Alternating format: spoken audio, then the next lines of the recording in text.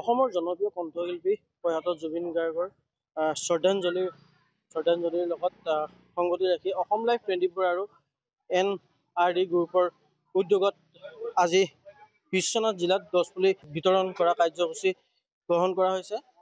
Assam live 24 আৰু NRD গ্ৰুপৰ উদ্যোগত যি নিপেন দাস ডাঙৰীয়াৰ নেতৃত্বত গছপুলি বিতৰণ কৰা কাৰ্যসূচী গ্ৰহণ কৰা হৈছে।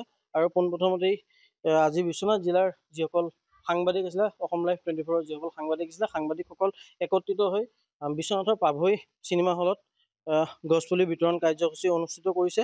আৰু মই এই মুহূৰ্তত যিসকল ইয়াত লোক উপস্থিত আছে তেখেতসকলৰ লগত কথা পাতিবলৈ চেষ্টা কৰিম। আৰু প্ৰথমতেই জুবিন গাৰ্গৰ প্ৰতিচ্ছবিৰ সন্মুখত বন্তি প্ৰজ্বলন আৰু শ্ৰদ্ধাঞ্জলি অৰ্পণ অনুষ্ঠিত কৰা হৈছে। তাৰ পিছতেই বৰ্তমান সময়ত এনেদৰেই যিগৰাকী বিশ্বনাথৰ সদৰৰ সংবাদদাতাগৰাকী বৰ্তমান সময়ত এনেদৰে গছপুলি বিতৰণ কৰা পৰিলক্ষিত হৈছে।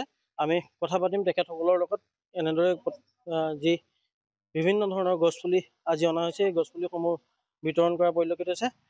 মই আপোনাৰ ওচৰলৈ আহিবলৈ চেষ্টা কৰিছোঁ। কি ক'ব, যিহেতু অসম লাইভ 24 আৰু NRD গ্ৰুপৰ তৰফৰ পৰা গছপুলি বিতৰণ কৰা কাৰ্যসূচী গ্ৰহণ কৰিছে, কি ক'ব এই মুহূৰ্তত? আজি অসম লাইভ 24 এই যিটো কাৰ্যসূচী হাতত ল'লে তাৰ কাৰণে ধন্যবাদ জ্ঞাপন কৰিছোঁ। আৰু প্ৰয়াত শিল্পী জুবিন গাৰ্গলৈ, আমাৰ হিয়াৰ মুঠু জুবিন গাৰ্গলৈ তেখেতৰ জন্মদিনৰ প্ৰাক মুহূৰ্তত গভীৰ শ্ৰদ্ধাঞ্জলি জ্ঞাপন কৰিছোঁ। লগতে অসম লাইভে যি গছপুলি বিতৰণৰ আজি কাৰ্যসূচী হাতত লৈছে গোটেই অসম জুৰি, তেখেতসকলক তাৰ বাবে বিশেষভাৱে ধন্যবাদ জ্ঞাপন কৰিছোঁ। আমাৰ এই প্ৰাণৰ শিল্পীগৰাকী যোৱা 29 নৱেম্বৰত আমাৰ মাজৰ পৰা হেৰাই গ'ল। আৰু সেইদিন ধৰি আজি পৰ্যন্ত গোটেই অসমবাসী শোক সাগৰত ডুব গৈ আছে। কেৱল অসমেই নহয়, ভাৰতবৰ্ষ বিশ্বজুৰি শোকৰ ছাঁ পৰিছে। অতি দুখৰ কথা হৈ আছে আমাৰ অসমবাসীৰ কাৰণে। আৰু ইতিমধ্যে আমি সকলোৱে গম পালোঁ যে তেওঁক এটা ষড়যন্ত্ৰমূলকভাৱে হত্যা কৰা হৈছে। সেইটো আমাৰ মুখ্যমন্ত্ৰী ডাঙৰীয়াই স্বীকাৰ কৰিছে, হত্যা কৰা হৈছে। আৰু তেখেতৰ এটা উচিত ন্যায় আমি কামনা কৰি আছোঁ। ইতিমধ্যে তাৰ বিচাৰ প্ৰক্ৰিয়া চলি আছে। আমি আশা কৰিছোঁ অতি সোনকালে এটা উচিত ন্যায় হ'ব আৰু উপযুক্তভাৱে এই দোষীকেইজনক শাস্তি বিহিব, এই আশা কৰি আছোঁ। আৰু পুনৰবাৰ শিল্পীগৰাকীলৈ শ্ৰদ্ধাঞ্জলি জ্ঞাপন কৰিছোঁ। আপোনাক এই মুহূৰ্তত ধন্যবাদ জ্ঞাপন কৰিছোঁ। এগৰাকী বাইদেউ আছে, বাইদেউগৰাকীক কাষ চাপিব বিচাৰিছোঁ। জুবিন গাৰ্গৰ সোঁৱৰণত অসম লাইভ 24 যি গছপুলি বিতৰণ কাৰ্যসূচী ৰূপায়ণ কৰিছে, কি ক'ব এই মুহূৰ্তত? কেনেকুৱা অনুভৱ আজি যিহেতু গছপুলি এতিয়া হাতত লাভ কৰিছে, কি ক'ব? বহুত ধুনীয়া পদক্ষেপ লৈছে ত্ৰিবেণী বাইদেউ। আজি অনুষ্ঠানটো কাইলৈ যিহেতু 53 বছৰ হ'ব জুবিন গাৰ্গ ডাঙৰীয়াৰ জন্মদিন হিচাপে 53 বছৰীয়া তেখেতসকলৰ যি কাৰ্যসূচী লৈছে, 3দিনীয়া কাৰ্যসূচী কৰিছে, আজিও কৰিছে। আজি ইয়াত দেখিলোঁ শ্ৰদ্ধাঞ্জলি অনুষ্ঠান হৈ আছে। আমি শ্ৰদ্ধাঞ্জলি দিলোঁ সকলোৱে। আৰু অসম লাইভৰ 24 অসম লাইভৰ ত্ৰিবেণী বাইদেউৰ যি উদ্যোগত আজি গোটেই অনুষ্ঠানটো হৈছে, খুব ভাল লাগিছে, আৰু আমাৰ গছপুলিৰ লগতে দিয়াৰ কাৰণে বেছি ভাল লাগিছে। জুবিন গাৰ্গ ডাঙৰীয়া যিহেতু গছপুলি ভাল পাইছিলে, গতিকে মই ভাবিছোঁ তেখেতৰ আজি কাইলৈ দিনটো আমি কি বুলি ক'ম, আমি উদযাপন কৰিম, নহয় জানো, জন্মদিন হিচাপে। গতিকে বহুত ভাল লাগিছে। ধন্যবাদ জ্ঞাপন কৰিছোঁ। এই মুহূৰ্তত আমাৰ ওচৰত আছে যি পাভৈ চিনেমা হলৰ কৰ্তৃপক্ষ। কি ক'ব, যিহেতু জুবিন গাৰ্গৰ সোঁৱৰণত আজি গছপুলি বিতৰণ কাৰ্যসূচী ৰূপায়ণ কৰা হৈছে আপোনালোকৰ হলত, কি ক'ব? আমি আজি জুবিনদাৰ জন্মদিনৰ আগতীয়াকৈ NRD 24 ফালৰ পৰা যিটো পদক্ষেপ লৈছে তাৰ বাবে মই যথেষ্ট সুখী। কাৰণ মই ৰাইজৰ লগত সেৱা কৰিয়ে আছোঁ, তথাপিও এইফালৰ পৰা এটা ৰাইজক গছপুলি যিটো বিতৰণৰ অনুষ্ঠান কৰিছে তাৰ কাৰণে মই আপোনাক এই মুহূৰ্তত ধন্যবাদ জ্ঞাপন কৰিছোঁ। আৰু এনেদৰে দেখিবলৈ পোৱা গৈছে যে যি বিশ্বনাথ চাৰিআলিত যি পাভৈ চিনেমা হল আছিলে, চিনেমা হলত এনেদৰে গছপুলি বিতৰণ কৰা পৰিলক্ষিত হৈছে। আমাৰ এগৰাকী ইয়াত যুৱক আছে। কি ক'ব এই মুহূৰ্তত? জুবিন গাৰ্গে সপোন দেখিছিলে সেউজীয়া এখন পৃথিৱীৰ, সেই পৃথিৱী সফল কৰিবলৈ অসম লাইভ 24 সঞ্চালকে গছপুলি বিতৰণৰ দৰে 5 লাখ গছপুলি বিতৰণৰ দৰে কাৰ্যসূচী গ্ৰহণ কৰিছে, কি ক'ব?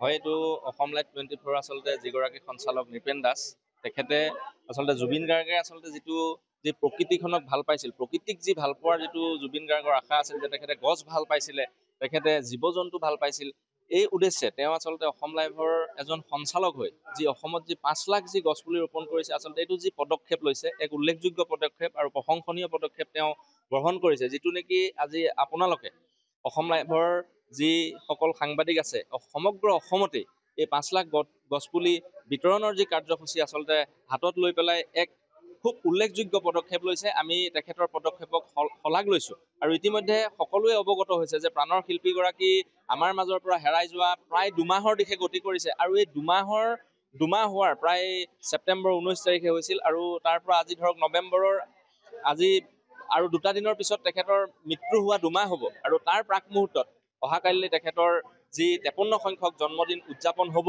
আৰু আমি সকলোৱে দেখিছোঁ যে এই মুহূৰ্তলৈকে যে মানুহে কিমান ভাল পালে এগৰাকী শিল্পীক যে 2 মাহ জুৰি শ্ৰদ্ধাঞ্জলি অনুষ্ঠান অবিৰতভাৱে চলি আছে। মানুহে যি অনুষ্ঠানেই পাতিছে, যিহেতু সাংস্কৃতিক অনুষ্ঠানসমূহ হৈ আছে, সকলোৱে কিন্তু আমি দেখিছোঁ যে জুবিন গাৰ্গৰ শ্ৰদ্ধাঞ্জলি অনুষ্ঠান নোহোৱাকৈ কোনেও কিন্তু কোনো সাংস্কৃতিক অনুষ্ঠান কৰা নাই।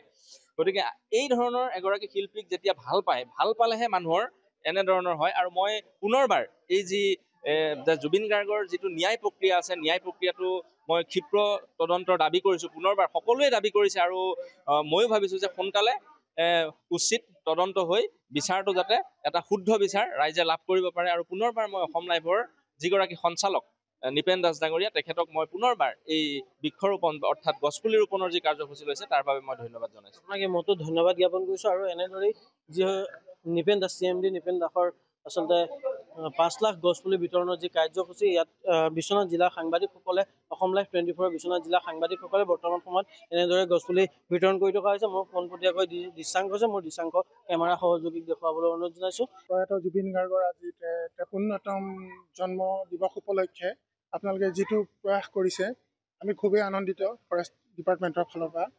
অনাগত দিনত যাতে আপোনালোকে 5 লাখ পুলিৰ আপোনালোকে এটা স্কিম লৈছে মানে ৰোপণ কৰিম বুলি, এইটো ছাকচেছ হ'বলৈ মই মোৰ ফালৰ পৰা আশীৰ্বাদ জনালোঁ আৰু আমি যি পাৰোঁ ফৰেষ্টৰ ফালৰ পৰা আমি হেল্প কৰিম বুলি প্ৰতিশ্ৰুতি দিলোঁ। জুবিন গাৰ্গে সেউজী অসম গঢ়াৰ সপোন দেখিছিল।